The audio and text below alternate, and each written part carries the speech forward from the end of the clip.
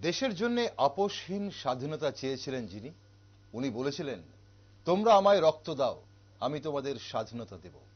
উনি পরাধীন ভারতবাসীকে উদ্দীপ্ত করে তোলার অন্যতম কারিগর নেতাজি সুভাষচন্দ্র বসু।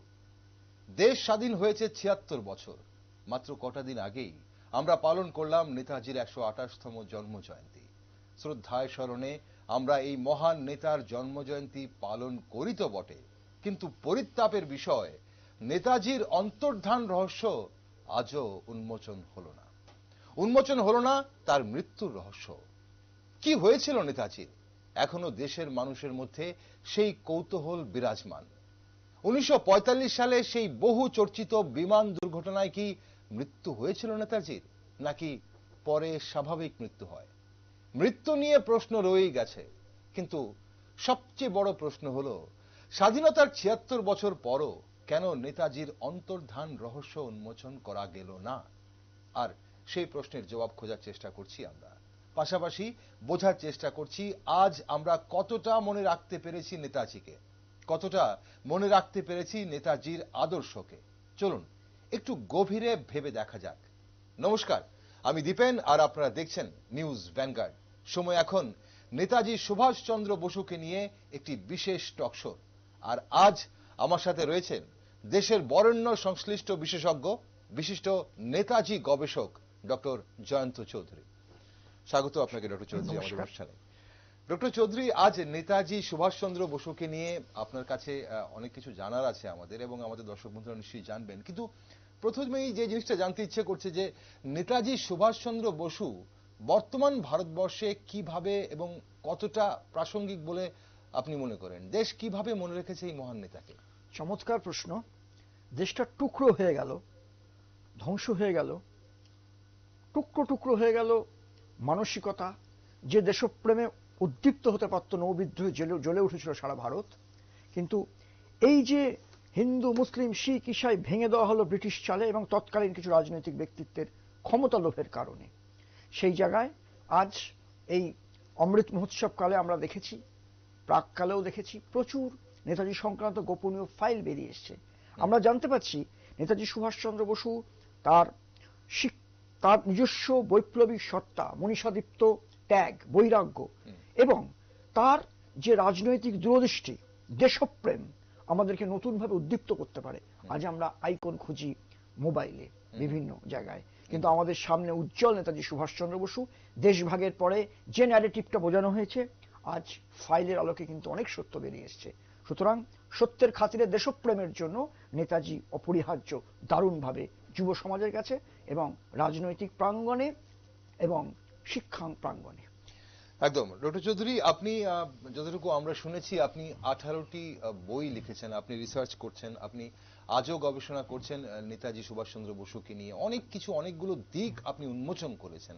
আপনি অনেকগুলো মিথ, নেতাজি সুভাষচন্দ্র বসুকে নিয়ে অনেক মিথ ছিল, সেই মিথগুলো আপনি ভেঙেছেন এবং আজও ভাঙার চেষ্টা করছেন।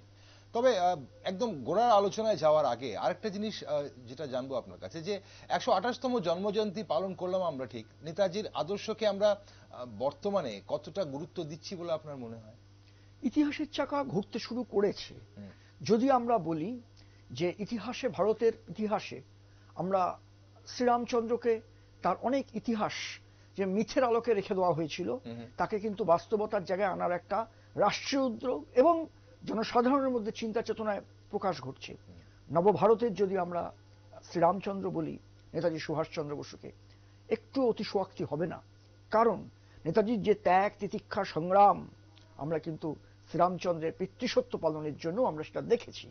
এবং ইতিহাসে আমার যেটা মনে হয় যে নেতাজি সম্পর্কে তদন্ত কমিশন, মুখার্জি কমিশনের রিপোর্ট অনেক সত্য উন্মোচন করেছে, যদিও তৎকালীন সরকার সেটাকে রিজেক্ট করেছিল লোকসভায়। এবং আমরা যে ফাইলগুলো দেখেছি পাবলিক ডোমেনে ছড়িয়ে গেছে, আগামী দিনে হয়তো আরো আসবে, তাতে কিন্তু বহু সত্য চলে এসেছে, যা এতদিন দেশবাসীর কাছে চোখের আড়ালে রাখা হয়েছিল।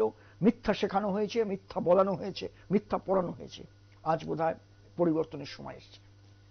ডক্টর চৌধুরী, এই যে স্বাধীনতার পর নেতাজির অন্তর্ধান নিয়ে কথা বলতে দেওয়া হয়নি, মানে নেতাজিকে ব্রাত্য রাখা হয়েছিল, গুরুত্বটা কম ছিল, এটা কেন হলো? কারণ নেতাজির মতো একজন দেশপ্রেমী এবং স্বাধীনতা সংগ্রামী যাকে দেশবাসী হয়তো একদম মাথায় তুলে রাখতেন, ওনার অন্তর্ধান রহস্যটা কি হলো, ওনার কি হলো, সেটা কেন জানতে দেওয়া হলো না দেশবাসীকে?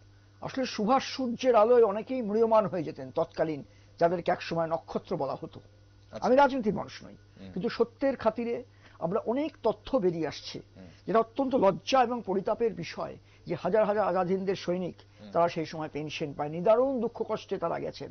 এবং শুধু মানে জাতপাত বিভাজন উনি ভেঙে দিয়েছিলেন তাই না, মানুষের মধ্যে একটা রক্তদানের উৎস ধারায় বইয়ে দিয়েছিলেন দেশপ্রেমের অগ্নিশিখা। সেটা তৎকালীন যারা রাজনৈতিক চিন্তা ভাবনায় আপোষকামী মানসিকতা যারা বিশ্বাস করতেন, তারা মানুষকে বুঝতে দেয়নি, জানতে দেয়নি। তারা একটা এমন ন্যারেটিভ তৈরি করেছিল, নেতাজিকে ওই চিতাভস্যের গল্প, বিমান দুর্ঘটনার নেতাজির তৈরি যে গল্প, নেতাজি তৈরি করেছেন অ্যাংলো আমেরিকান ফোর্সকে বোকা বানিয়ে চলে গেছিলেন। ইট ওয়াজ এ মাস্টার ডিসেপশন প্ল্যান, ব্রিটিশরা বলছে। এই একটু যদি গোড়া থেকে আমাদের বলেন দর্শক বন্ধুরা যারা অনেকটা বিস্তারিত যারা জানেন না, এই যে 1945 সালের আগে নেতাজির নেতাজির 19টা অথেন্টিক মৃত্যু আমি রিসার্চ করে দেখেছি। তার মধ্যে ব্রিটিশরা 42 সালে নক্স পত্রিকা এবং পরবর্তীকাল বিবিসি 45-এর এপ্রিলে রটিয়েছিল Subhas Chandra Basu Azad Hind head of the state air ক্র্যাশে মারা গেছেন। রটিয়েছিল। আর 45 সালের 18ই আগস্টের পরে দেখা যাচ্ছে 4 দিন পরে বয়ান লেখা হচ্ছে, 5 দিনের দিন রটানো হচ্ছে বিশ্ববাসীকে, জানানো হচ্ছে ডোমেইন নিউজ এজেন্সির মাধ্যমে। আমরা যে তথ্য ফাইল চলে এসছে, প্রায় সারা বিশ্বে ব্যক্তিগত এবং সরকারিভাবে 12টি তদন্ত কমিটি কমিশন হয়েছিল। মেজরিটি কিন্তু ডাউট প্রকাশ করেছে এবং কয়েকটি তো সরাসরি বলেছে হয়নি। যারা চিতাভস্যপন্থী বা কোনো কোনো দাবিদার পরিবার, তারা কিন্তু ওই ফিগেস রিপোর্টকে টেনে আনেন। কিন্তু আমরা ফিন্সের যে top secret report Mukherjee commission এসেছিল, তাতে পরিষ্কার যে চিঠিপত্র চালাচালি হচ্ছে, ইন্টেলিজেন্স রিপোর্ট, তাতে দেখা যাচ্ছে যে এটাকে বোসের মাস্টার রিসেপশন প্ল্যান। এমনকি এমন কোথাও লেখা যায় gigantic bluff of Bose. Netaji Subhas Chandra Basu Azad হিন্দের প্লেন, নিজস্ব প্লেন ছিল, অথচ দেখা যাচ্ছে ডোমেইন নিউজ এজেন্সি 23শে ডিসেম্বর বলা হচ্ছে যে মডেলটা ভেঙে পড়েছে মিৎসুবিশি K12 যে সালি প্লেনের কথা বলা হচ্ছে। আমরা দেখতে পাচ্ছি 56 সালের ইন্টারিম রিপোর্ট এবং 54 সালের ইন্টারিম রিপোর্ট এবং 56 সালের সরকারি রিপোর্ট জাপানিজ, তারা দেখা যাচ্ছে মডেল পাল্টে গেছে। সেখানে 92 হেভি বোম্বার প্লেন। এইবার দেখা যাচ্ছে পুরো যে হবিবুর রহমানকে বলা হচ্ছে সঙ্গে ছিলেন এবং যে 11-12 জন সাক্ষী, তারা পরস্পর বিরোধী, অজস্র বিরোধী কথা বলেছেন। ইন্দিরা গান্ধীর আমলে হয়েছিল খোসলা কমিশন, তার আগে নেহরুর আমলে হয়েছিল শাহনাজ কমিটি, এবং তারা বলেছে এর কাছে মারা গেছেন। একটা দুটো দর্শক বন্ধুদের যদি আমি বলি উদাহরণ দিই, কিরম ধরনের তারা সাক্ষী নিয়েছিলেন। হবিবুর রহমান বলছেন প্লেনটা অনেক উঁচু থেকে পড়ে গেছে, 1600 ফিট থেকে পড়ে গেছে। নোনাগাকি বলছে না 300 ফুট। আড়াই বলছেন না প্লেনটা ওড়েইনি, মানে ওঠার সঙ্গে সঙ্গে পড়ে গেছে। কেউ বলছেন বিরাট বিকট দুটো শব্দ শুনেছে, কেউ বলছে পেট্রোল একটা ভাগ হয়েছে, কেউ বলছে না প্লেন বিস্ফোরণ ঘটেনি, কেউ বলছেন চুল্লিতে ছিল 3টে, কেউ বলছেন একটা। এছাড়াও সবচেয়ে ইন্টারেস্টিং ব্যাপার, এই যে ছাইয়ের ঘটনা বলি একটু, যে বলা হচ্ছে ছাই ভস্য ছিল এতদিন, রেনকোজি টেম্পলে রাখা হয়েছে। ওখানে প্রচুর হিন্দু মন্দির ছিল, আমাদের জাপানে বৌদ্ধ মন্দির রাখা হলো। এটা নেতাজির প্ল্যান ছিল, ব্রিটিশ অ্যাংলো আমেরিকান ফোর্সকে ভুল পথে চালিত করে ওনার লক্ষ্য পূরণের জন্য উনি চীন, মাঞ্চুরিয়া দিয়ে সোভিয়েত রাশিয়ায় গেছিলেন নতুন করে বিপ্লব শুরু করবার জন্য, এবং সেটার অন্য চ্যাপ্টার অবশ্যই গুরুত্বপূর্ণ। এবার সেই যারা প্রাথমিকভাবে যারা তদন্ত করেছিলেন সেই সময়কার নেহেরু এবং ইন্দিরা গান্ধী আমলে, তারা এই বেসিক ব্যাপারগুলোকে ঘাটেননি, ফাইল ধামাচাপা রেখেছিলেন, এবং বেশিরভাগ আজাদ হিন্দের যারা বলেছেন সোভিয়েত রাশিয়া গেছে। এইবার দেখা যাচ্ছে ভস্য ছিল। এবার 89-এর 4 সেপ্টেম্বর বিধ্বংসী অগ্নিকাণ্ডে রেনকোজি টেম্পল, 335 বছর পুরনো কাঠের মন্দির পুড়ে যায়। এটা নিউজ এজেন্সির খবর। দেখা যাচ্ছে যখন মুখার্জি কমিশন যাচ্ছে জাপানে, সেখানে দেখা যাচ্ছে নতুন কাঠের বাক্স 4 চৌকো, তার মধ্যে ঢাকা। বললো জাপান মানে এম্বাসি থেকে জানানো হলো সেই সময়কার যে কোনো স্ক্রু ড্রাইভার নেই, ওটা খোলা যাবে না, ওপেন করা যাবে না। তখন মনোজ জাস্টিস বললেন যে ঠিক আছে, ভারতীয় দূতাবাসকে বললেন ছবি পাঠাতে। 5টা বড় বড় কালার ছবি পাঠিয়েছিল। সেই ছবিগুলো আমরা দেখে হতবাক, ছাই ভস্য উধাও হয়ে গেছে। নতুন কাঠের বাক্স, মনে রাখবেন, পড়েনি, কাঠের বাক্স, তার মধ্যে আগুনে পড়েনি, আনবার্নড জজ, ফ্রন্টাল লোব, প্যারাইটাল লোব, বর্মাত পোড়া, দাঁতের ইত্যাদি ইত্যাদি। তার থেকেও রহস্যজনক ব্যাপার, কেউ বা কারা চকচকে ব্রাউন পেপারের মধ্যে গুঁড়ো গুঁড়ো ছাই রেখে দিয়েছে, এবং এটা কারা যুক্ত আমরা জানি, বুঝতে পারছি। এবং সবচেয়ে বড় কথা, এই যে নেতাজির মৃত্যু সময় নিয়ে কেউ বলছেন 2টোয় মারা গেছেন, কেউ বলছেন 8টায় মারা গেছেন, হইবুর মানে সাজানো। এবং যেটা খুব মানে আরো অলৌকিক ব্যাপার, যেমন ভস্য থেকে হাড়গোড় হয়ে গেল, তেমনি অলৌকিক ব্যাপার হচ্ছে তার চারটে ডেথ সার্টিফিকেট পাওয়া গেছে ইচিরো অকুরার নামে, সুভাষচন্দ্র বসুর নামে নয়। এবং যে 25 পৃষ্ঠা যে রিপোর্ট ক্রিমেটেরিয়ামের আমরা নিয়ে এসেছিলাম, জেরোস্কপি আছে আমাদের কাছে, সেখানে কোথাও সুভাষচন্দ্র বসুর নাম নেই।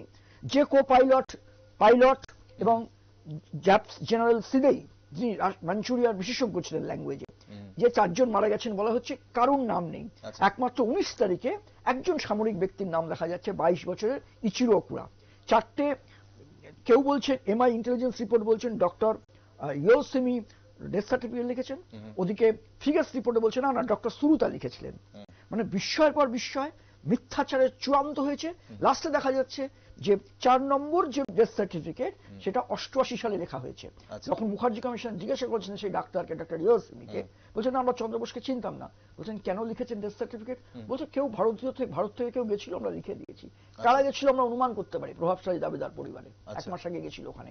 একটা মানুষ মারা গেলে একটাই কারণে মারা যাবে, একই সময় হবে, একই কারণ হবে। 4বার ডেথ সার্টিফিকেট কেন? 4টে ডেথ সার্টিফিকেট হচ্ছে, তার ছবি নেই কেন? শনাক্তকরণের কোনো ছবি নেই। এইটা ভারতবাসীকে কিন্তু দেখুন বোঝানো হয়েছে। এর কাছে মারা গেছেন পাঠ্য বইতে, দিনের পর দিন একই গল্প, সিনেমা, থিয়েটার, সব জায়গায়। তাহলে ডক্টর চৌধুরী, এখানে খুব জানতে ইচ্ছে করে, এই যে প্রথম প্রশ্ন এখানে দুটো, যে এই যে 1945 সালে আপনি যেটা বললেন যে নেতাজির ইচ্ছে ছিল সেটা, এবং ব্রিটিশ একটা ফেক নিউজ ছড়ালো যে নেতাজির এরকম ভাবে প্লেন ক্র্যাশে মৃত্যু হয়, এবং ওটা 1945। তাহলে 1945-এর ব্রিটিশ সেটা কেন করলো, 1, আর 2 কার কথায় করলো, এবং 2 হচ্ছে স্বাধীনতার পর নেতাজি নিজে কেন বেরিয়ে এলেন না যখন দেশ স্বাধীন হয়ে গেল, দেশবাসীর কাছে নেতাজি কেন সামনে এলেন না? আর যদি নেতাজিকে আপনি যদি বলে থাকেন যে নেতাজিকে আসতে দেওয়া হয়নি বা এরকম, তাহলে সেটা কারা করলো, এবং তার পেছনে উদ্দেশ্যটা কি সেটাই যে নেতাজি এলে ওনারা ম্লান হয়ে যেতেন? একদম ডিক্লাসিফাইড ফাইলে আমরা দেখতে পাচ্ছি, আমি যে তথ্যগুলো বললাম সবই ডিক্লাসিফাইড ফাইলে, সরকারি নথি। দেখা যাচ্ছে যে সোভিয়েত ইউনিয়ন থেকে নেতাজি সুভাষচন্দ্র বসু 46-এ তিনটে বেতার ভাষণ দিয়েছেন। দেখা যাচ্ছে জওহরলাল নেহেরু তৎকালীন ব্রিটিশ প্রধানমন্ত্রী ক্লিমেন্ট অ্যাটলিকে লিখছেন স্ট্যালিন নেতাজিকে পলিটিক্যাল শেল্টার দিয়েছেন, এবং এটাও বলা হচ্ছে এটা বিশ্বাসঘাতকতা। কেউ লিখছেন জওহরলাল নেহেরু, এর অরিজিনাল চিঠি ইন্ডিয়ান অফিস লন্ডনে আছে, তার ফাইল কপি আমরা ডিক্লাসিফাইড ফাইলে পেয়েছি। এছাড়া তাসখান থেকে একটা রেডিও, মস্কো রেডিও থেকে বক্তৃতা পাওয়া যাচ্ছে। মিস গ্যালিনা হিন্দি ডিপার্টমেন্টের, তিনি কেন্দ্রীয় সরকারকে ওই 66-এ জানিয়েছিলেন সুভাষচন্দ্রের অনুমতি ছাড়া আমরা নেতাজির হোয়ার অ্যাবাউটস জানাবো না। পরবর্তীকালে বিরোধীরা বলল সুভাষচন্দ্র নামে কোন ছাত্র হয়তো মস্কো রেডিওর মধ্যে ঢুকে গিয়ে বক্তৃতা দিয়েছেন। এটা নেক্সট টু ইম্পসিবল।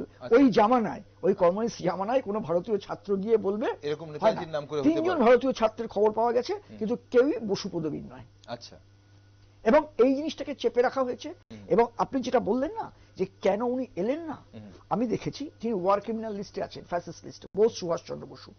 এবং যেহেতু ইন্টারন্যাশনাল ট্যাক্স ছিল কিছু, এবং স্ট্যালিন নেতাজিকে পলিটিক্যাল শেল্টার দিয়েছিলেন, ওমস্কে দূতাবাস ছিল।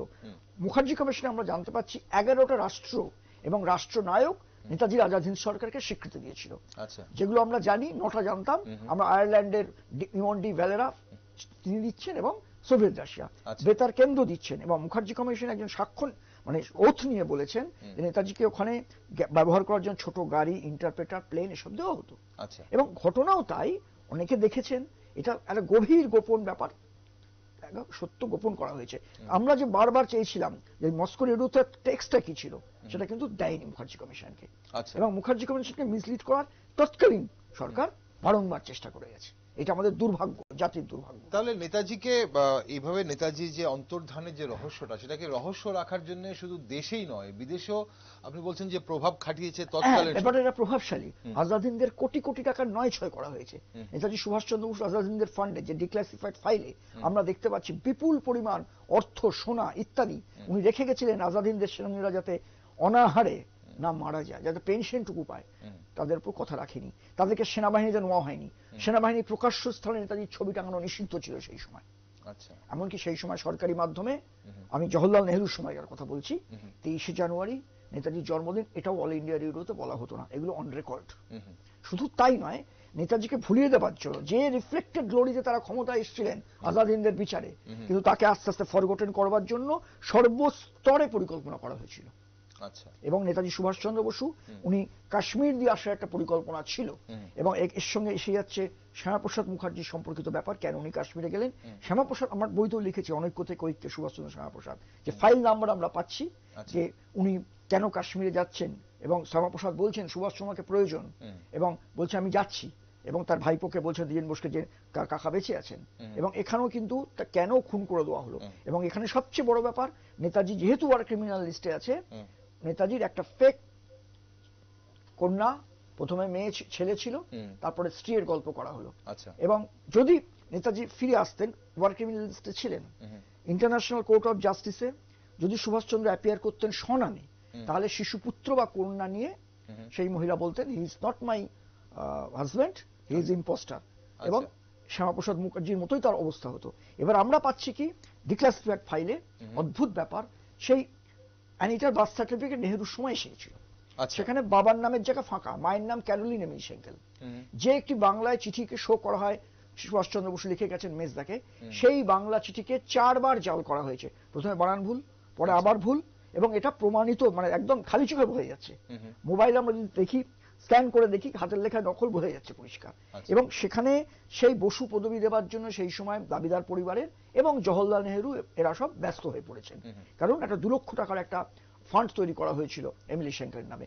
সবচেয়ে দুঃখজনক ব্যাপার, এত দাবিদার পরিবার থেকেও বই বেরিয়েছে, 37 সালের ডিসেম্বর মাসে এমিলি সেঙ্কেলের সঙ্গে সুভাষচন্দ্র বসু এই ক্যাপশনে 4টে ছবি বেরিয়েছে। 4টে ছবিতে আলাদা আলাদা মহিলার ছবি। কোনজন অরিজিনাল এমিলি সেঙ্কেল? প্রশ্ন উঠবে না? এখন এইগুলো, এবং অ্যানিটা প্যাফের ব্যাপারটা তার বার্থ সার্টিফিকেটে নেই, লিগালি বায়োলজিক্যালি কেউ কানেক্টেড, কোনো প্রমাণ নেই, খালি তার একটাই ধ্যান জ্ঞান, বলেছেন বাবারও তো আয়ু ছিল না, বাবার ছাইটা নিয়ে আসা হোক। যখন ডিএনএ টেস্টের কথা উঠেছে, আমি সবিনয়ে জানাই দর্শক বন্ধুদের, মুখার্জি কমিশনে থাকার সৌজন্যে জার্মানিতে জনৈক বোস বাড়ি, বোস নামটা বলেই দিচ্ছি, সূর্যকুমার বোস, তিনি একটা এফিডেভিট করেছিলেন মুখার্জি কমিশনে, তার কপি আছে। তাতে বলা হচ্ছে অ্যানিটার যেন ব্লাড স্যাম্পল নেওয়া না হয়, কারণ গুমনামি বাবার জন্য দাঁতের টেস্টের জন্য বোস বাড়ির ম্যাটার্নাল এবং প্যাটার্নাল সাইড থেকে ব্লাড, সামান্য ব্লাড চাওয়া হয়েছিল। আজকে যারা দাবি করতেন নেতাজি বিমান দুর্ঘটনায় মারা গেছেন, তারা খুব অরাজি ছিলেন সেই সময়। এবং ওই যে মানে জার্মানি থেকে এফিডেভিটটা এসছে, তাতে পরিষ্কার বলা হচ্ছে অ্যানিটা পাফের ব্লাড স্যাম্পল যেন নেওয়া না হয়, কারণ ওই মিলবে না সুভাষচন্দ্র বসুর সঙ্গে। এটা তো অন রেকর্ড। তাহলে এখানে এখন কথা হচ্ছে যে তাহলে সুভাষচন্দ্র বসু এই যে গুমনামি বাবা, যেটা আমরা অনেক পরে গুমনামি, তাহলে গুমনামি বাবাই কি সুভাষচন্দ্র বসু ছিলেন এক? আর তাহলে উনি ভারতবর্ষের ওনার প্রত্যাবর্তনটা হয়েছিল কবে এবং কিভাবে প্রত্যাবর্তন উনি করেছিলেন? স্ট্যালিন মারা যাবার পরে 53 এর সময়, যেটা আমরা জানতে পারছি, ওনাকে সেফ প্যাসেজ পেয়েছিলেন উনি, এবং উনি নেপাল দিয়ে গোরক্ষপুর দিয়ে, সেফ প্যাসেজটা কি মানে সরকারের জানাতে পেয়েছিলেন নাকি সেখানেও সরকারকে চোখের ধুলো দিয়ে মানে অজানাভাবে উনি এসেছেন? না, এটা অজানাভাবে সম্ভবত নয় যতটুকু, কারণ সব ফাইল তখনও বেরোয়নি। কিন্তু যে ফাইল বেরিয়েছে, ইন্টারেস্টিং ব্যাপার, ওখানে আমরা পাচ্ছি যে একজন মাত্র ভারতীয়কে রিলিজ করছে স্ট্যালিন বন্দিশালা থেকে, তার নাম কিচ্ছু নেই। এবার দেখা যায় তারপরে 3টে বেতার বক্তৃতা, তার মানে কি অ্যাংলো আমেরিকান ফোর্সকে স্ট্যালিন বোকা বানিয়ে দিয়েছিলেন এক বাইরে প্যাক, কারণ এরপরেই তো সুভাষচন্দ্র বসু কোনো সংগ্রামের কোনো ক্ষেত্রেই স্ট্যালিনের বিরোধিতা, সোভিয়েত রাশিয়ার বিরোধিতা করেননি, এবং ওমস্কে রাষ্ট্রদূত হচ্ছে, দূতাবাস হয়েছে। এবং উনি যে আসছেন, আসার পরে উনি সারদানন্দ নিয়েছিলেন। সারদানন্দ এই কারণে, উনি যখন কৈশোরে গৃহত্যাগ করেছিলেন গেরুয়া ধারণ করে, উনি সারা জীবনে অন রেকর্ড যেটা পাচ্ছি 11 বার গেরুয়া ধারণ করেছিলেন বিভিন্ন সময়। সে মান্দালয় জেলে সাধনা করতেন গেরুয়া পড়ে, এই ব্যাপারগুলো পাওয়া যাচ্ছে। 11 বার গেরুয়া ধারণ করেছেন। এবার যখন উনি ম্যাট্রিক পাস করার পরে 22 দিনের জন্য লক্ষ্মণ ঝোলা, কাশী, মানে বারাণসী ইত্যাদি গেলেন সন্ন্যাস ধারণ করে, বন্ধুদের চিঠি লিখছেন পোস্ট কার্ডে সারদানন্দ নামে। এটা নেতাজির মাসি নিশাবতী দেবীর লেখায় আমরা পাচ্ছি। সেই সন্ন্যাস জীবনের প্রথম নাম সারদানন্দজি। সুভাষচন্দ্র তো মনের দিক থেকে 100% আধ্যাত্মিক। যখন ওই 39-এ সেই সময়কার কংগ্রেস থেকে উনি বেরিয়ে আসছেন, বাপুজি, জওহরলাল নেহেরু সবাই বিপক্ষে, তখন ওনার বন্ধু দিলীপ কুমার রায়, ডিএল রায়ের ছেলে, সুরকার, বলছে সুভাষ, রাজনীতি তো অনেক হলো, এবার চলো পন্ডিচেরি চলো। তারপরে গান গাইছিলেন মনোচলন নিকেতনে। সুভাষচন্দ্র বলেছিলেন, দিলীপ এ গান গেও না, এবার চলে গেলে আর ফিরতে পারবো না। এবং তারপরে তো আমরা দেখলাম নানা রকমের মহানিষ্ক্রমণের ব্যাপারটাও দেখছি, সেখানেও দেখলাম মিথ্যাচার হচ্ছে। সেই ফাইলে আমরা দেখতে পাচ্ছি যে শিশির বসু গাড়ি চালিয়ে নিয়ে যায়নি। 58-এর 19th এপ্রিল তৎকালীন প্রধানমন্ত্রী ইন্দিরা গান্ধীকে সিক্রেট চিঠি লিখছেন শিশির বসু তার কাকা কিভাবে কলকাতা থেকে কাবুলে গেছেন। আচ্ছা, তারপরে 30 বছর চুপ থাকার পরে দেখো বই বেরোচ্ছে যে মহানিশ করে গাড়ি চালিয়ে নিয়ে গেছেন। অথচ সিআইএ এর রিপোর্ট, যেটা office of strategic CIA report বা অন্যান্য যে রিপোর্ট আমরা দেখতে পাচ্ছি যে এটা শিখরা এসকর্ট করে নিয়ে গেছিল ওনাকে। আচ্ছা, এবং এমনও দেখা যাচ্ছে যে সম্ভাবনা বিপুল ভাবে যে শান্তিনিকেতন উনি হয়ে গেছেন এবং গোমো দিয়ে বেরিয়ে গেছেন সার্দুল সিং কবিশের। এরা সবাই হচ্ছে নেতাজিকে গার্ড করেছেন। এবং শান্তিনিকেতনে রবি ঠাকুরের যদি আমরা বদনাম গল্পটা পড়ি, সেখানে একটা ছোট্ট প্যারাগ্রাফ আছে, বিশ্বের একটা গোয়েন্দা কাহিনীর বোধহয় সেরা গোয়েন্দা কাহিনীর মধ্যে একটা হবে। বদনাম গল্পের একটা প্যারাগ্রাফে কবিগুরু লিখছেন 15 দিন পরে সংবাদপত্রে বাহির হবে বিপ্লবী অনিল পলাতক। সে তখন কাবুল কান্দাহারের পথে যাচ্ছে আফগানিস্তান দিয়ে, মুখে তার রবি ঠাকুরের গান। এই জায়গায় অনিলের জায়গায় আমরা যদি সুভাষ বসিয়ে দিই তাহলে কিন্তু অঙ্ক মিলে যাচ্ছে। ঠিক মৃত্যুর 2 মাস আগে ওনার লেখা রবি ঠাকুরের। আচ্ছা, আর তার ফলে অনেক বিভিন্ন প্রমাণ পাওয়া যাচ্ছে, যদিও ফাইল চেপে রাখা হয়েছে নানাভাবে। এমনকি শিশির বসু বলছেন ওনার নাকি যখন জেলে ছিলেন ওনার নাম পাল্টে সানসার চাঁদ করে দেওয়া হয়েছিল। আচ্ছা, আমি ওনার ফাইলও দেখেছি, যেটা দিল্লির ফাইলে, সেখানে কোনো বিপ্লবীকে ভারতবর্ষের তার ব্রিটিশ এই কাজটা করেন, তার নামটা পাল্টে দেয়নি আনলেস এন্ড আনটিল সেই বিপ্লবী যদি নিজের নাম ভুল না বলতেন। এবং এখানে একটা গোপনীয়তার ব্যাপার রয়েছে। কখনো মিউজিয়ামে দেওয়া গাড়ি, কখনো কালো গাড়ি, তারপরে সাদা গাড়ি, এখন নীল গাড়ি হয়ে গেছে। এরকম হতে পারে না। ফলে এখানে নেতাজি সুভাষচন্দ্র বসুর নাম যেমন বিভিন্ন জায়গায় বিভিন্ন ভাবে, এবং অন্যরা বলেছেন বা নেতাজি বলেছেন, যেটা এক এক ভাগ এক এক রকম। ওনার এই রহস্য, ওনার মৃত্যু বা ওনার অন্তর্ধান রহস্য নিয়ে কিন্তু এক এক জায়গায় এক এক রকম তথ্য তাহলে লিপিবদ্ধ রয়েছে। একাধিক মানে কি, যে ফাইলের মধ্যে দেখা যাচ্ছে একটা বিরাট কনস্পিরেসি চলেছে ওনার এগেনস্টে। তৎকালীন রাষ্ট্রীয় ব্রিটিশ এবং একাংশ পরিবার একাংশের মধ্যে যুক্ত হয়ে পড়েছেন, সবাই না। আচ্ছা, এই বিবাহের ব্যাপারে সুরেশচন্দ্র বসু আদালতে ওর্থ নিয়ে বলেছেন, মানেননি কেউ। কিন্তু পরবর্তী জেনারেশনে দেখা যাচ্ছে বিভিন্ন কারণে তারা যুক্ত হয়ে পড়েছিলেন তৎকালীন সরকারের সঙ্গে। তাহলে এখানে ওই যেটা বলছিলাম যে নেতাজি যখন প্রত্যাবর্তন হলো, সেই স্বাধীনতার পর যখন আমরা দেখতে পাচ্ছি উনি বেনারসে সারদানন্দ ইত্যাদি নামে, এবার উনি 60s এর একদম প্রথম দিকে উনি শৌলমারি আশ্রম, স্ট্র্যাটেজিক পজিশনে, নেপাল পূর্ববঙ্গ সবই কাছাকাছি, বিশাল আশ্রম গড়ে উঠেছিল। সেই সময় জওহরলাল নেহরু তড়িঘড়ি করে অ্যানিটা প্যাফকে আনলো ইন্ডিয়াতে, এবং নেহরুর স্ট্যান্ড কিন্তু ছিল এর কাছে মারা গেছেন। সেই সময় আনা হলো এবং সারদানন্দজির সঙ্গে সাক্ষাৎ করছেন কারা? আইনের গুপ্তচর বিধানের প্রধান সেই উত্তম চাঁদ মালহোত্রা, যার বাড়িতে 48 দিন কাবুলে ছিলেন। অসংখ্য বেঙ্গল ভলেন্টিয়ার্সের বিপ্লবী, বেঙ্গল মেজর সত্যভূষণ গুপ্ত তো ডিক্লারেশন দিলেন যে চন্দ্র সূর্য মিথ্যা হতে পারে, আমার কথা মিথ্যা নয়, ষোলমারি সারদানন্দজি নেতাজি। এটা যখন বেরিয়ে গেল তখন দেখা যাচ্ছে চারদিকে স্নুপিং শুরু হয়ে গেল।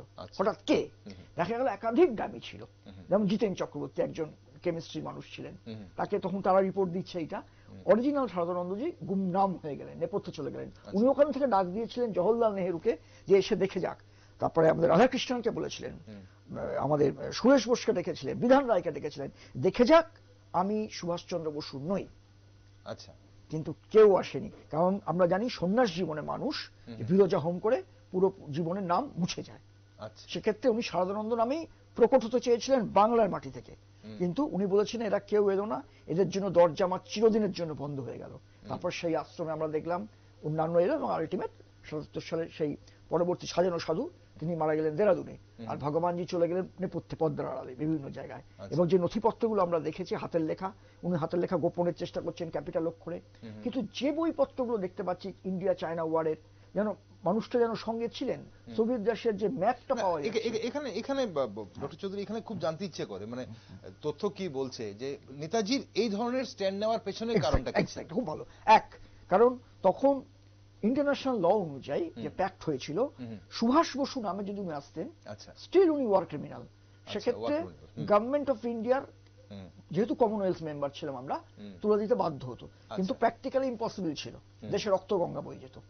স্বনামে উনি প্রকট হননি, এবং ওনাকে যখন জিজ্ঞাসা করেছিলেন অনেকে, বলছেন দেশে আমার প্রয়োজন ফুরছে, এরকম ভাবে বলছেন যে আমি বেরোলে রক্তগঙ্গা বয়ে যাবে দেশে।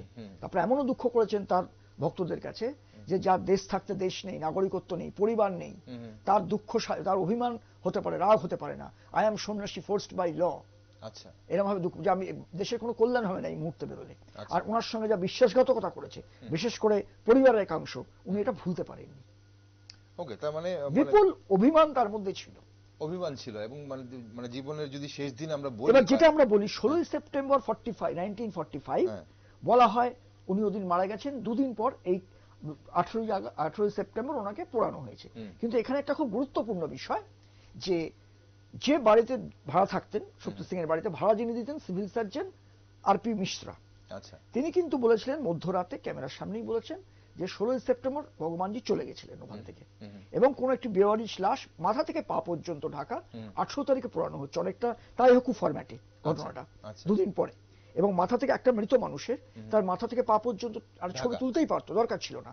আর সেই গুপ্তার ঘাট, যে গুপ্তার ঘাটে রামচন্দ্রের জল সমাধি হয়েছিল বলা হয়, এবং যেখানে আদালতের নির্দেশে তৈরি হয়েছে রামকথা সংগ্রহশালা, তলায় রয়েছে রাম মন্দিরের পুরনো পুরাতাত্ত্বিক জিনিসপত্র, দোতলায় দুটো গ্যালারি আছে, ভগবানজি গ্যালারি। এবং ঘটনাচক্রে এই ভারতের রাম শ্রীরামচন্দ্রের জন্যই বলছিলাম কিরাম কোনসাইড করে গেছে ব্যাপারটা। এবং ওখান থেকে কিন্তু 16ই সেপ্টেম্বর বেরিয়ে গেছে, মৃত্যুর কোনো প্রমাণ নেই। উনি এটা বলে গেছেন, আমি যোগাযোগ না করলে তোমরা যোগাযোগ করবে না, কারণ চারদিকে ছড়িয়ে যাচ্ছে নেতাজি সুভাষচন্দ্র বসু। ফলে কোনো ডেফিনিট প্রুফ পাওয়া যাচ্ছে না যে ওখানে পুরানো হয়েছে বা দাহ করা হয়েছে। ওকে, তাহলে এখন কেন ভারতবর্ষ বা দেশবাসী আজও জানলো না, সেটা তো আমরা বুঝতে পারছি। শুরুতেই মানে দেশ স্বাধীন হওয়ার পর এমন একজন দেশের মহান নেতা যার অন্তর্ধান নিয়ে একটা রহস্য সৃষ্টি হয়েছিল, সেই রহস্য কোথায় কিভাবে সৃষ্টি হয়েছে এটা এতদিনে সেটা উন্মোচন হয়ে গেছে, যে এই রহস্যটা কাদের দ্বারা সৃষ্টি এবং কাদের দ্বারা তৈরি, এবং কেন সেটা রহস্য ছিল, কার স্বার্থ ছিল এবং কি ছিল। এখন কথা হচ্ছে যে ইউপিএ সরকার বলুন বা আগে বলুন, তারা করেনি, চেষ্টা করেনি। একটু শর্টে আপনার কাছে জানবো যে কি কি কমিশন গঠন, এই যে মুখার্জি কমিশনের মধ্যে কি কি কমিশন গঠন করা হয়েছিল, বা যারা চেষ্টা করেছে এটা করার, এবং তাদের বিরুদ্ধে কি কি অ্যাকশন নেওয়া হয়েছে। আমি যদি দেখি মানে আন্তর্জাতিক বাদ দিয়ে শুধু ভারতবর্ষের দিকে ফোকাস করি, তাহলে দেখবো শাহনওয়াজ কমিশন হয়েছিল।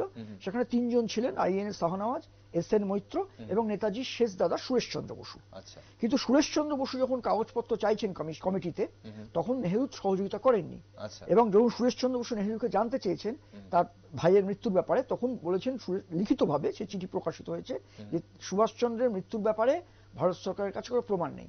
এবং উনি বেরিয়ে এলেন কমিটি থেকে, বেরিয়ে এসে ডিসেন্টিয়েন্ট রিপোর্ট প্রকাশ করেছিলেন, অসাধারণ, নিজ পয়সা খরচা করে বার করেছিলেন ডিসেন্টিয়েন্ট রিপোর্ট।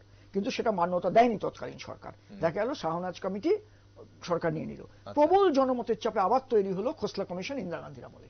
আচ্ছা, শাহনওয়াজ কমিশন কি কোনো রিপোর্ট জমা করেছিল? হ্যাঁ, সেই রিপোর্টটা কি মানে তার রিপোর্টের বক্তব্য তাইহকুতে সুভাষচন্দ্র বসু প্রাণ হারিয়েছেন এবং চিতাভস্ম নেতাজি সুভাষচন্দ্র বসু, সেই 1945-এ।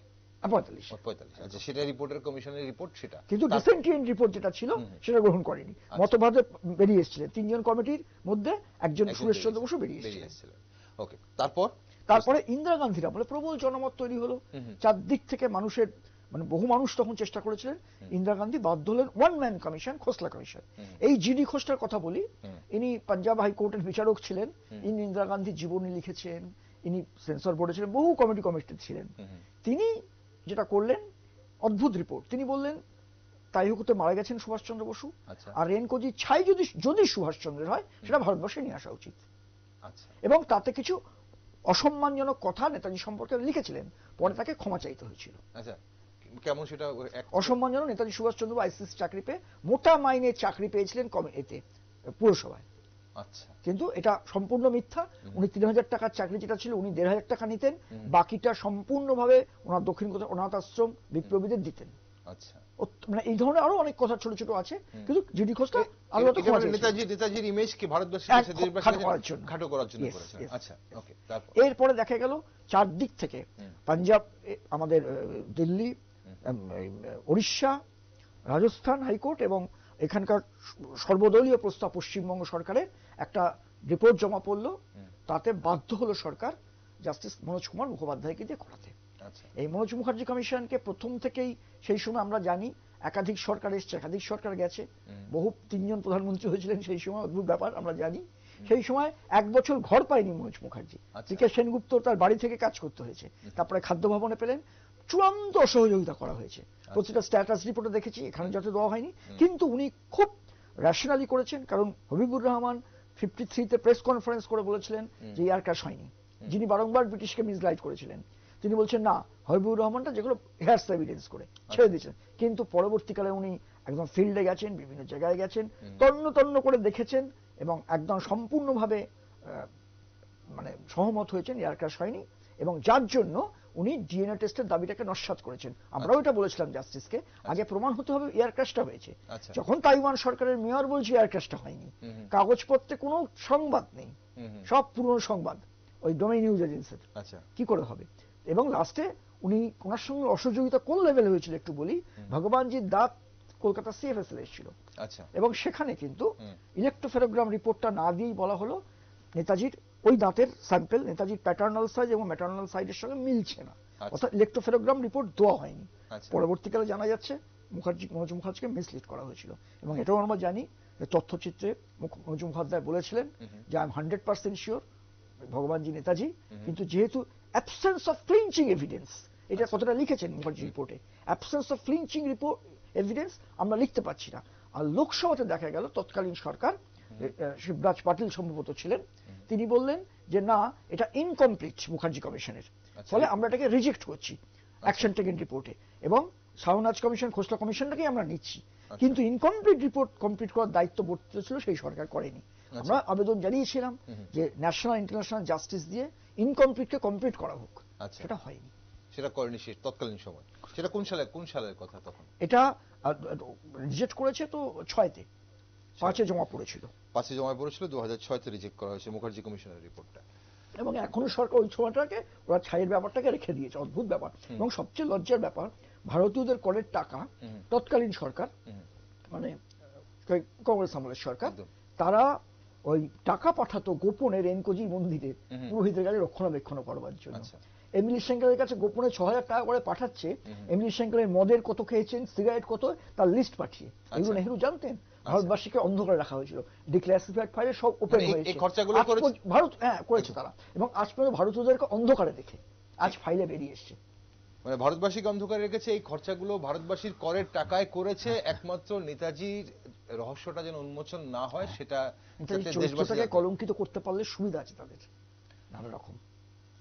নেতাজির অন্তর্ধান রহস্য আজও উন্মোচন হলো না, এটাই কিন্তু বাস্তব। দর্শক বন্ধুরা, স্বাধীনতার বলছিলাম যে 76 বছর কেটে গেছে, কিন্তু নেতাজির মতো একজন জননেতার বা দেশের বীরের শেষটা কি হলো, শেষটা কেন এমন হলো, সেটা আমরা আজও জানতে পারলাম না। মৃত্যু যদি হয়ে থাকে, 128 বছর জন্মেছেন, যদি মৃত্যু হয়েও থাকে, তাহলে কথা বলি, শিবানন্দ বাবা আমরা জানি তাকে, 128 বছর বয়স, আজকে দেখা হয়েছে এখানকার শ্রীকৃষ্ণ মন্দিরে।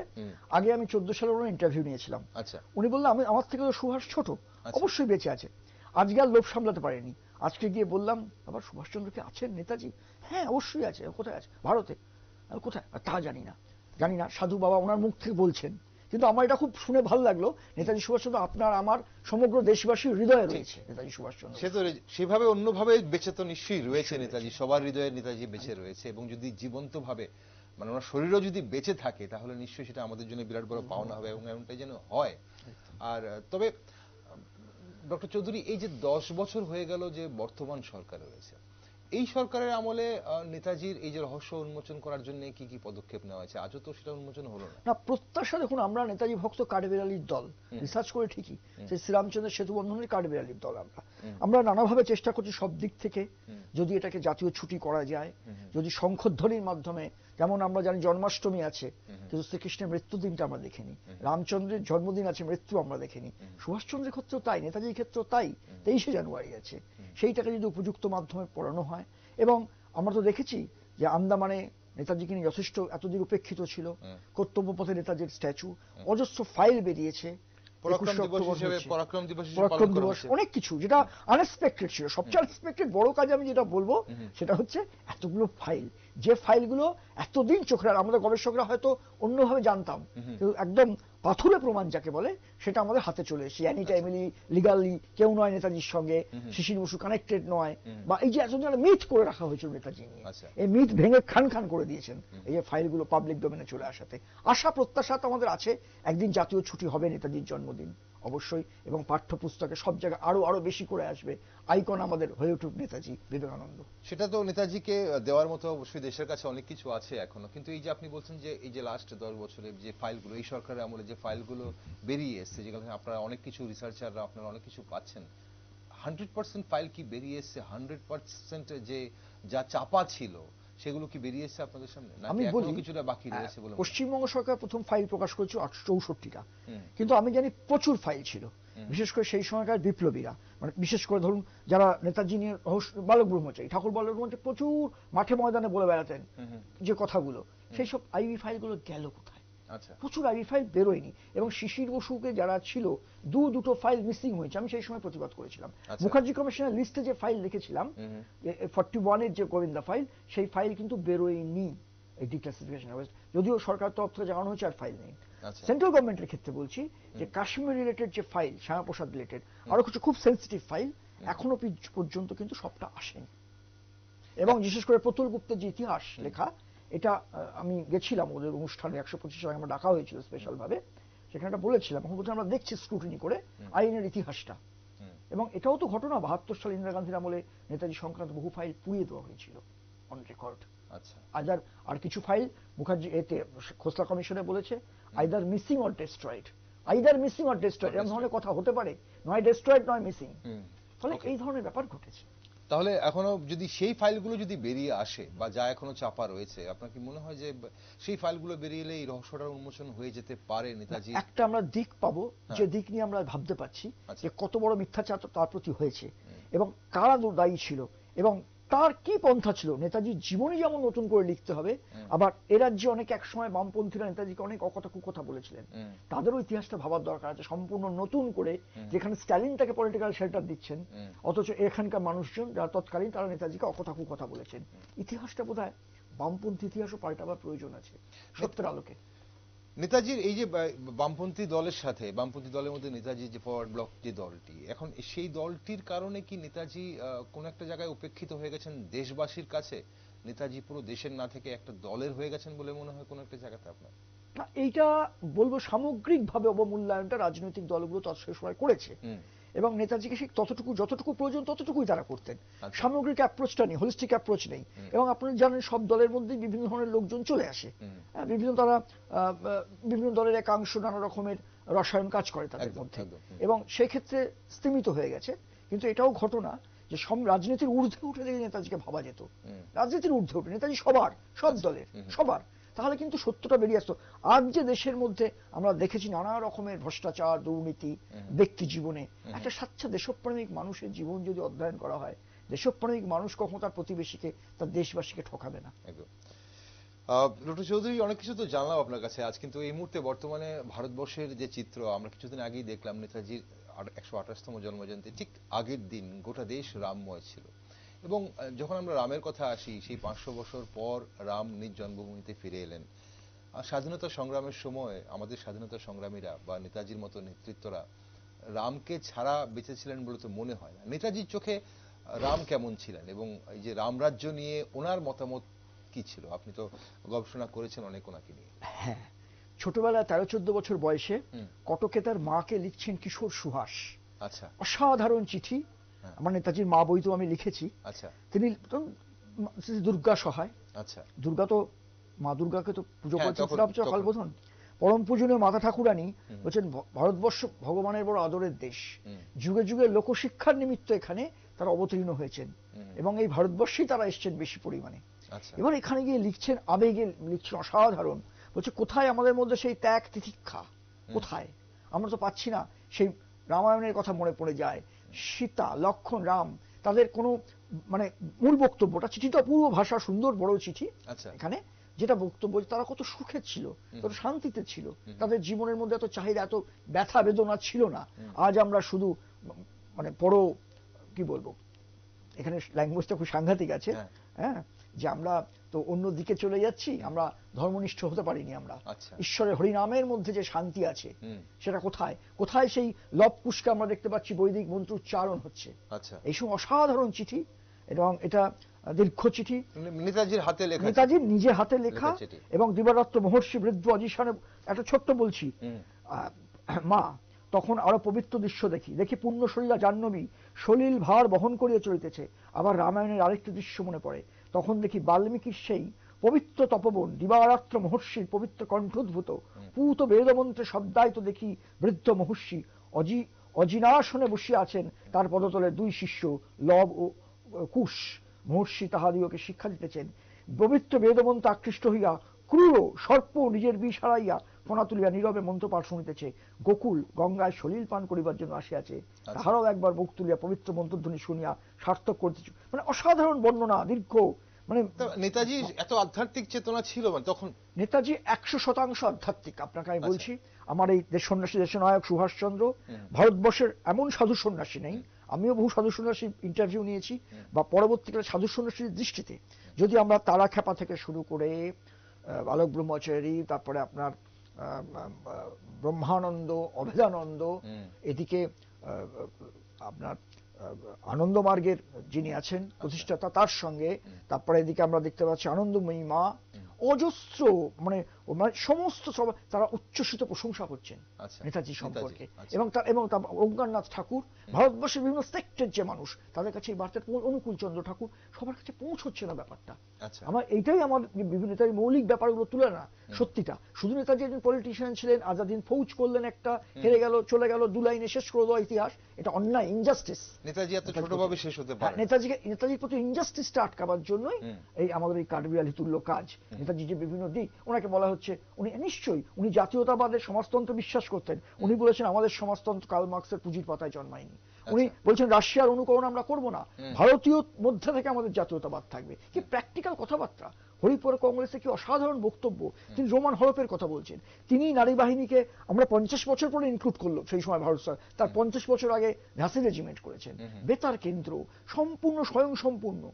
কেন আজাদিন হয়ে মানে অ্যাচিভ করতে পারেনি? তার অন্য ন্যারেটিভ। তার ব্যাপারটা, ঘটনাটা হচ্ছে এটাই যে বিশ্বাসঘাতকতার পাশাপাশি আন্তর্জাতিক পট পরিবর্তন ঘটে গেল, এবং সেখানে কিছু কিছু বিশ্বাসঘাতকতা, 4-5 জন অফিসার বিশ্বাসঘাতকতা করেছিল, অ্যাটম বোম পড়েছিল তাই। কিন্তু আজাদ হিন্দ যে লড়াইটা যে একদম সঠিক ছিল, এটা একটা সমীক্ষা হয়েছিল।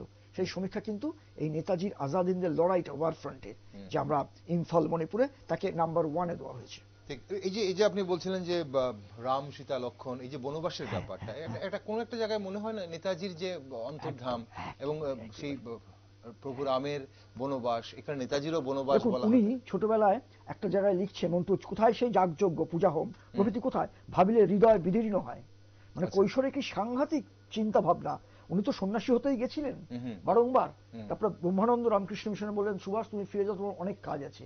মনের দিক থেকে 100%। নইলে এত হোয়াইট কালার জব আইসিএস ছেড়ে দিয়ে স্বেচ্ছায় দুঃখ বরণ করছেন, চিঠি লিখছেন দেশবন্ধুকে যে আমি সাব এডিটরে কাজ করতে পারি বা শিক্ষকতা করতে পারি, কারণ বাড়ির ওপরে আমি করতে পারবো, আমি বিবাহ করিব না, আমার কোনো টান নেই, মানে আমার কোনো পিছু টান থাকবে না। এবং বাস্তবে এগুলো দেখিয়েছেন। উনি অরফ্যান হোম করেছেন, দক্ষিণ কলকাতা সেবাশ্রম আজও আছে, সেখানে মান্দালয় জেল থেকে চিঠি লিখছেন, অসাধারণ। তাতে বলছেন যে কেহ কেহ আমাকে বলেন গুটিকয় বালকে, অনাথ বালকের জন্য আমি নাকি অর্থ এবং সময় অপচয় করিতেছি। আমি তাহাদেরকে জানাইয়া দিতে চাই যে আমি কংগ্রেস পরিত্যাগ করিতে পারিব, দক্ষিণ কলিকাতা সেবাশ্রম ত্যাগ করিতে পারিব না, কারণ এমন দরিদ্র নারায়ণের সেবার সুবর্ণ সুযোগ কোথায় পাইব। এবং স্বামীজির কণ্ঠস্বর। এবং উনি সেবা বলতেন, কখনো অনাথ বলতেন না। সেবক সমিতি, উনি সেবক সমিতি করেছেন বিপ্লবী বিভিন্ন জায়গায়, এমনকি সিঙ্গাপুরে রামকৃষ্ণ মিশনে যাচ্ছেন, সেখানে প্রচুর অর্থ অনাথ বালক বালিকা যারা আছে তাদের বিল্ডিং তৈরি করে দিচ্ছেন। এও তো ইতিহাস। একদম। আমরা নেতাজির চোখে এই যে রাম কেমন ছিলেন জানলাম, রাম রাজ্য নিয়ে ওনার মতামত কি ছিল? রাজ্য নিয়ে উনি কিন্তু গান্ধীজির ক্ষেত্রে আমরা দেখেছি ওনাকে রামধুন গাইতে হতো, বারবার রামরাজ্যের কথা বলতেন। আর নেতাজি বোধহয় ফলিত বেদান্ত বিবেকানন্দের জীবন্ত ভাষ্য, রামায়ণের জীবন্ত ভাষ্য, উনি জনজাতি আদিবাসী তাদেরকে কনফিডেন্স আনতে পেরেছিলেন, যেটা রামচন্দ্র কনফিডেন্স আনতে পেরেছিলেন। একদম। এইটা কিন্তু দেখার বিষয়। রামচন্দ্র বনবাসে যেখানে যেতেন সেখানে সবাইকে নিতেন। এখানে নাগাল্যান্ড, মণিপুর, যেখানে ল্যাঙ্গুয়েজ সমস্যা, তারা নেতাজিকে মহারাজ বলছেন, শুনে নেতাজি মহারাজ। এইটা কি করে সম্ভব? এটা এই হিপনোটিক, এই যে ডাইনামিক পার্সোনালিটি, অদ্ভুত। এটা খুব বিস্ময়। এই যে নর্থ ইস্টে যে মহারাজ, নেতাজিকে মহারাজ হিসেবে দেখাটা, এটা কি সেই রেঙ্গুন থেকে মানে আমাদের ইম্ফল হয়ে সেটা ওখানে আসছেন? খাদ্যের অভাব। তখন সর্দাররা বলছেন যে আপনারা লড়াই করে যান। রানী গৈদুল্য নাগাল্যান্ডের, তার পিছনে ছবি থাকতো নেতাজির। এবং এখনো রিজোজু ভিলেজ আছে, নেতাজি যেখানে ক্যাম্প করে এসেছিলেন সেখানে নেতাজির স্ট্যাচু করেছে তারা। এবং এরা যে পুজো করছে, নাগাল্যান্ড মণিপুর ওই সব অঞ্চলে বহু পদবী নেতাজি জুড়ে দিত সামনে। আচ্ছা, সাউথ ইন্ডিয়ার মতো বোস জুড়ে দিত, নেতাজি নাম করে দিত। এইগুলো তো ভারত সরকার চেয়েছিল ধামাচাপা পড়ে থাক, সেই সময়কার সরকার আর না বেরোয়, একদম ফরগটেন বানিয়ে দাও। ঠিক যেভাবে চেষ্টা করা হয়েছিল তৎকালীন মানে স্বাধীনতার পর নেতাজিকে ফরগটেন হিরো করে দেওয়ার, সেটা আজ কি নেতাজিকে দেশবাসী আবার নতুন করে মনে করছে বলে আপনার মনে হয়? এবং নতুন করে মনে করার জন্য এবং নেতাজিকে তার যোগ্য সম্মান দেওয়ার জন্য দেশের কাছে কি আছে, দেশের সরকারে যারা মসনদে যারা বসে রয়েছেন ওনারা কি করতে পারেন এবং আমরা সাধারণ মানুষরা কি করতে পারি? রাষ্ট্রীয় স্তরে দেশের সুরক্ষার জন্য এখন যেমন ডিফেন্সে আমরা যখন ছবি টাঙানো যেত, ডিফেন্সে এখন কদম কদম বাড়ায় যা হয়, তাদের অফিসিয়াল সম্ভাষণ সালুটেশন জয় হিন্দ লেখা হয়। এটা যদি সিভিলিয়ান লাইফে আমরা আনতে পারি, থ্যাংক ইউ না ব্রিটিশের, একদম জয় হিন্দ অফিসিয়াল চিঠিপত্রের মধ্যে। রাষ্ট্রীয় যেমন পরাক্রম দিবস হয়েছে, হোক না জাতীয় উৎসব নেতাজিকে নিয়ে। আর সাধারণ মানুষের মধ্যে যদি আমরা চিন্তা চেতনায় নেতাজির ত্যাগব্রতী জীবন, অথচ মেধাবী, তার কিন্তু কোনো মানে সেবাটা তার মধ্যে রয়েছে, অহংকার শূন্য মানুষ, তাকে যদি স্টাডি করা চর্চা করা হয়, আমরা আরেক বিবেকানন্দকে খুঁজে পারবো, বিবেকানন্দের জীবন্ত ভাষ্য সুভাষচন্দ্রকে পাবো। কারণ নেতাজি তো বলেছেন স্বামীজি বেঁচে থাকলে আমি তার গুরুপদে তাকে তার চরণে আশ্রয় নিতাম। সেই নেতাজিকে সন্ধানটা করা খুব জরুরি দেশের স্বার্থে, মানুষের স্বার্থে, দেশপ্রেম জাগরণের ক্ষেত্রে এবং জাতীয় চেতনার ক্ষেত্রে, যিনি কখনোই ওই নাস্তিকতার ধুয়ো তোলেননি বা তিনি বলেননি আমি অ্যাক্সিডেন্টাল ইন্ডিয়ান হয়েছি, এবং যিনি সত্যিকারের 11 বার কারারুদ্ধ হয়েছেন, ত্যাগ তার রক্তের মধ্যে ছিল, শিক্ষা তার রক্তের মধ্যে, আমাদের ভারতের ঐতিহ্যকে মেনে ভারতীয় নেতা তিনি।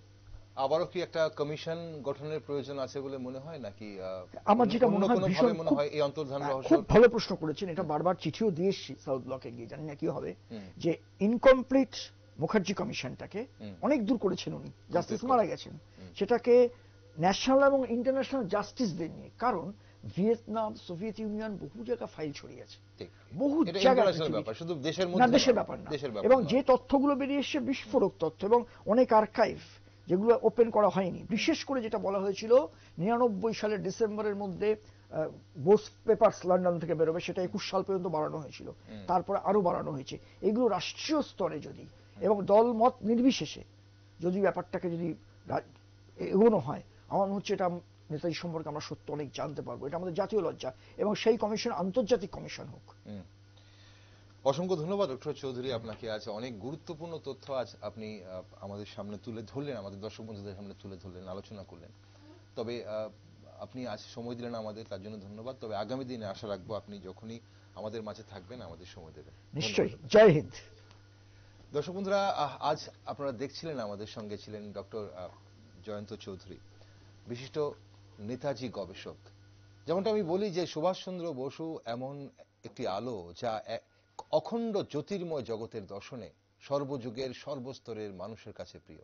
কিন্তু ওই যে পরিতাপের বিষয়, সুভাষচন্দ্র বসুর শুরুটা আমরা জানি, শেষটা আজও আমাদের জানা হলো না। আমাদের অধিকার আছে দেশবাসী হিসেবে, দেশের একজন নাগরিক হিসেবে আমাদের অধিকার যে সুভাষচন্দ্র বসুর শেষটা কি হলো, কেমন হলো, সেটা আমরা জানতে চাই, এবং সেই অন্তর্ধান রহস্য যেন উন্মোচন হয় সেটাই আমরা চাই। কিভাবে হতে পারে কিছুটা আভাস দিয়েছেন ডক্টর চৌধুরী।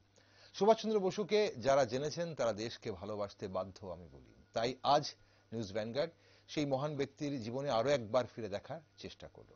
সঙ্গে থাকুন দেশ ও দুনিয়ার নানান খবর ও বিশেষ টকশো দেখার জন্য চোখ রাখুন শুধুমাত্র নিউজ ভ্যানগার্ডে।